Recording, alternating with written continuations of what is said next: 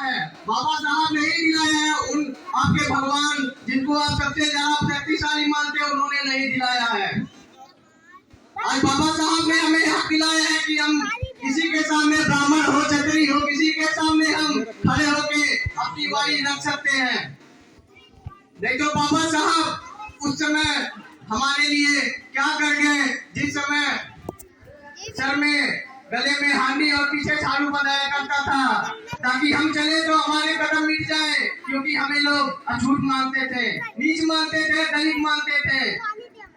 आज बाबा साहब ने अपने समय में सोचिए, उस समय कितना मुश्किल रहा होगा बाबा साहब के लिए, जिस समय हमें पानी पीने का अधिकार नहीं था, उनके साथ बैठने का अधिकार नहीं था, उनके सामने खड़े होने का अधिकार नहीं था। कम से कम उससे 2-4 मीटर दूर होकर कुछ बोलना चाहते थे, बोलते थे।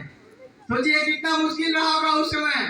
आज तो हम लोग को सब कुछ दिया गया है, बाबा साहब के द्वारा सब कुछ है, हम लोग स्वतंत्र हैं, सब चीजों से स्वतंत्र हैं। लेकिन आज हमारा फर्ज बनता है कि उनको याद करें और उनके सपनों को पूरा कराना हमारा कर्तव्य है। आज अगर जो भी मानता है कि हमारे भगवान में शक्ति है, बहुत ज्यादा वो शक्तिशाली है, तो हमारा एक सवाल है, जवाब दे दीजिए। आप लोग कहते हैं कि भगवान के कृपा से सब ठीक हो गया। अगर भगवान के कृपा से सब ठीक हो गया तो बीमार किसके कृपा से हुए थे तुम? अगर मुझे वो जवाब चाहिए। अगर तुम मानते हो कि शक्तिशाली है तुम्हारा भगवान, तो तुम उस ताले पर क्यों भरोसा करते हो? भगवान पे क्यों नहीं छोड़ देते हो कि वो शक्तिशाली है, घर में तुम्हारे कुछ नहीं होगा? लेकिन तुम भरोसा उस ताले पर करते हो क्यों? भगवान शक्तिशाली है तुम्हारे भगवान, उन पे नहीं करते हो क्योंकि वो कुछ नहीं कर सकते। वो खुद का अपना दीपक नहीं जला सकते हैं। दीपक तुमको जलाना है उनके लिए। पूजा तुम कर रहे हो, दीपक खुद जलाओगे। अगर तुम्हारा भगवान शक्तिशाली है तो वो खुद दीपक जला के दिखा दे। अगर तुम बोलते हो राम नाम सत्य है, अगर राम नाम सत्य होता तो तुम्हारे घर पे बच्चा पैदा होता है, तुम्हारे घर पे शादी होता है, तो राम नाम सत्य क्यों नहीं बोलते हो? राम नाम सत्य क्यों बोलते हो जब किसी का मृत्यु हो जाता है? राम नाम तो सत्य है ना। अगर राम नाम सत्य है तो उस दिन भी बोलो जिस दिन तुम्हारे घर पे बच्चा पैदा होता है और तुम्हारे घर पे जन्मदिन होता है, खुशी का माहौल होता है, तब तुम्हारे राम नाम सत्य नहीं है, तब तुम्हारा राम नाम गलत है। तुम उन पाखंडों पर विश्वास करते हो जो जिन्होंने तुम्हारे लिए कुछ नहीं कर पाया। सोच लो कि तुम्हारे हनुमान इतना बुद्धिमान था तो उन्हें जड़ी बूटी का जरूरत था तो जड़ी बूटी लाते, पूरा पहाड़ उठाने का क्या जरूरत था? सही बात। पूरा पहाड़ का उठाने का कोई जरूरत नहीं था अगर वो इतने बुद्धिमान थे तो। सोच लो तुम्हारे भगवान में इतनी पावर है, इतनी शक्ति है, इतना बुद्धि है कि वो एक जड़ी बूटी लाते समय पूरा पहाड़ उठा लाए।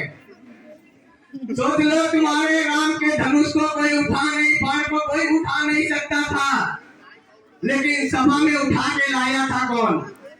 तुम मानते हो कि राम के अलावा उनके तीर धनुष को, उनके बाण को कोई नहीं चला सकता है, लेकिन अगर कोई नहीं उठा पाता तो उस सभा में ला के रखता कौन? उनकी सन 1947 के पहले एक विद्यालय में, प्राइमरी विद्यालय का सवाल पूछा गया कि तुम ऐसा कौन सी चीज है जिसे तुम देख तो सकते हो मगर छू नहीं सकते?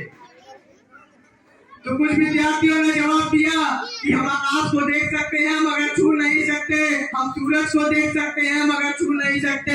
लेकिन वो विद्यार्थी जो स्कूल के बाहर खड़े होकर पढ़ता था, उसने जवाब दिया मेरे सामने एक पानी का घड़ा रखा हुआ है, मैं उसे देख सकता हूँ मगर छू नहीं सकता। उस इंसान को हमें मानना है। सोच लीजिए कितना मुश्किल था उस समय, कितना मुश्किल था हमें पाखंडवादों से, ये जो छुआछूत जातिवाद से दूर करना और हमें भी बराबरी का स्थान देना कितना मुश्किल था बाबा साहब के लिए, मगर उन्होंने हमारे लिए बहुत कुछ कर दिखाया है। मगर आप अभी उसी पाखंडों में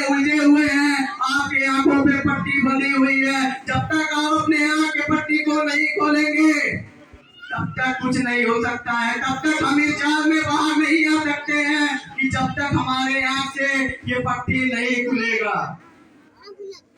कि हमें उन महापुरुषों के बारे में भी जानना बहुत जरूरी है जिन्होंने बाबा साहब के अलावा बहुत कुछ हमारे लिए करे।